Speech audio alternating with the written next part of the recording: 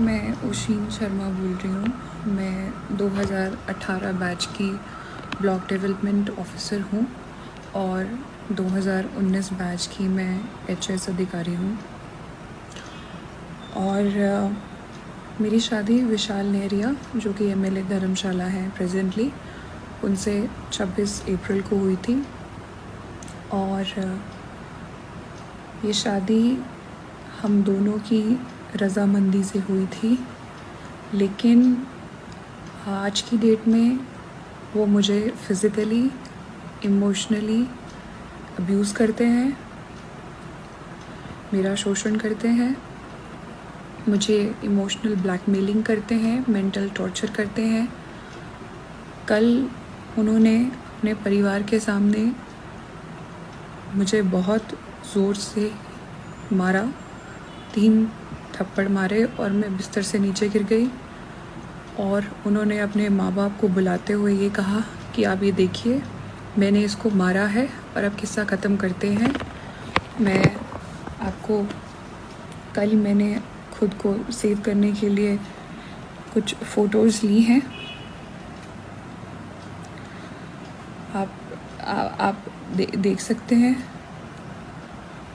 कि उनकी उंगलियों के निशान मेरे चेहरे पे हैं और मेरे पूरे फेस में बहुत ज़्यादा पेन है।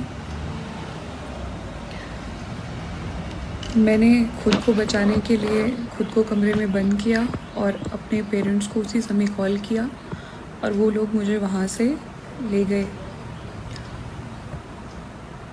मैं बहुत ही ज़्यादा मेंटली परेशान हूँ, क्योंकि कॉलेज में हम लोग साथ थे, लेकिन उसके बाद इन्हीं हरकतों की वजह से, क्योंकि कॉलेज में भी ये मुझे मारते थे, मैंने इन्हें छोड़ा और मैंने अपनी ज़िंदगी में आगे बढ़ी। लेकिन एमएलए बनने के बाद ये फिर मेरे पास आए और 2019 में आए और मुझे निरंतर शादी के लिए बोलते रहे। मैं 2021 तक मैंने इन्हें मना किया, लेकिन 2021 में मुझे लगा कि शायद ये एक जेन्युइन इंसान है और शायद ये मुझे भूल नहीं पाए हैं कॉलेज से।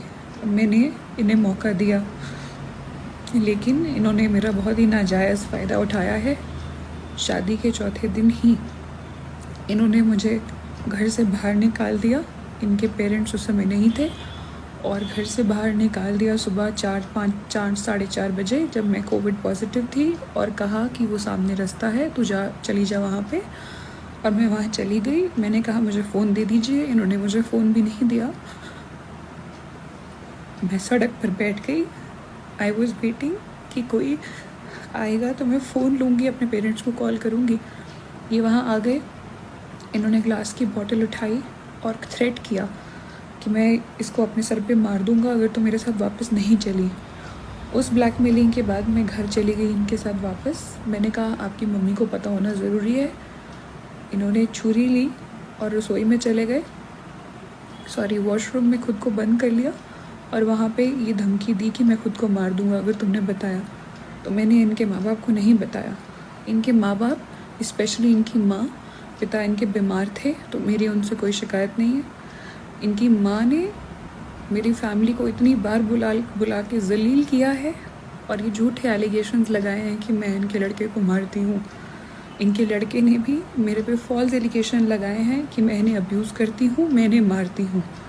मैं अगर इन्हें मारती हूँ तो आप ये मुझे बताएं, क्या ये इस प्रकार के आदमी हैं कि एक मार खाएंगे? इन्होंने मुझे फरवरी 2021 में भी, चंडीगढ़ में थे हम होटल में, बहुत मारा। उस वक्त ये ड्रंक थे। इन्होंने मुझे आधे घंटे तक पीटा। इस इंसिडेंट के बाद भी जब मैंने कहा कि मैं पुलिस जाऊंगी, तो इन्होंने मुझे वहाँ पे इमोशनल मैनिपुलेशन करके रोक लिया। जब मैंने शादी से मना किया तो इनकी माँ और मासी दोनों मेरे ऑफिस में आके इन्होंने भी यहाँ इमोशनल ड्रामा किया और वो रोई। और मुझे एज ए ह्यूमन लगा कि शायद मुझे एक चांस और देना चाहिए। मेरे माँ बाप को इन्होंने बहुत जलील किया। ये धमकियाँ दी हैं कि कभी कभी आपकी लड़की अगर हमारे घर में अकेली आ गई और तो हम पुलिस बुला लेंगी। और ये सुपरस्टिशियस बातें करते हैं ये लोग। चेले को बुलाएंगे, उसको बुलाएंगे, वो बताएगा कि इस लड़की ने हमारे बेटे को मारा है कि नहीं। इनकी मदर को ये नहीं पता कि ये मुझे किस तरह से थ्रेट करते हैं, इमोशनल ब्लैकमेल करते हैं कि ये खुद को कुछ कर देंगे। और मेरे सामने सामने इन्होंने खुद को सर पे स्टील की बॉटल भी मारी। जिस रात मैंने इनसे ये पूछा, जब इन्होंने मुझे बताया कि सुबह इन्होंने और इनकी मम्मी ने कहीं निकलना है, तो एज ए वाइफ मैंने सिर्फ इतना पूछा कि आप कहाँ जा रहे हैं।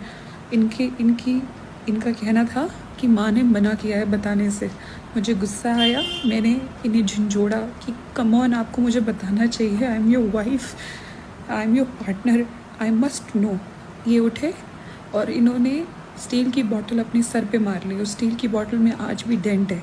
बाद में ये मुझ में एलिगेशन लगाएगी कि मैं इन्हें अब्यूज़ करती हूँ और मैं इन्हें मारती हूँ। इनकी माँ ने ये तक मेरी माँ को फ़ोन करके बोला है कि आपकी लड़की हमारे लड़के को मरने पे मजबूर कर देगी। मेरा ये वीडियो बनाने का एकमात्र ये मकसद है कि मैं सबसे, पुलिस से और सभी से सिर्फ अपने अपने परिवार की सेफ्टी चाहती हूँ। और अगर इन्हें कुछ भी होता है तो I am not held responsible for that, I should not be held responsible for it. ये लोग कोई किसी भी प्रकार का एलिगेशन लगा सकते हैं। Vishal has been forcing me to have a kid. I have told him numerous times that he is not mentally fit to be a father, and he has been forcing me. He doesn't allow me to have a contraceptive also, and मैंने पूरी कोशिश की है कि मैं pregnant ना हूँ इस स्टेज पे, और मैंने खुद को बचाया है। और इसने मुझसे इसी बात पे बहुत बार झगड़ा किया है, ब्लैकमेलिंग की है कि मैं कभी नदी में कूद जाऊंगा, मैं ये करूंगा, मैं वो करूंगा। ये सब इंसिडेंट कल आके ख़त्म हुए जब इन्होंने मुझ पे हाथ उठा के मुझे नीचे फेंक दिया और अपने माँ बाप को बुला लिया कि मैंने इसे मारा है। मैं अपना सारा सामान लेके अपने माँ बाप के साथ रहता आ चुकी हूँ। आज से पूरे 5 दिन बाद मेरी ट्रेनिंग है हिब्बा में 1 जुलाई से। मेरा ये वीडियो बनाने का बस ये मकसद है कि मेरे पे कल को इस प्रकार की कोई एलिगेशन ना लगे, और जिस तरह की मेंटल एगनी और हैरेसमेंट मेरे साथ हुई है वो फ्यूचर में किसी और औरत के साथ ना हो। Being a woman and being a civil servant,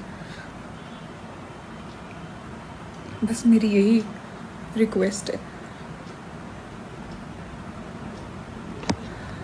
अगर आप हमारा चैनल देख रहे हैं तो प्लीज इस चैनल को लाइक, शेयर और सब्सक्राइब जरूर करें ताकि हम आपको देश विदेश तक की खबरों से अपडेट रख सकें। स्वदेश वाणी।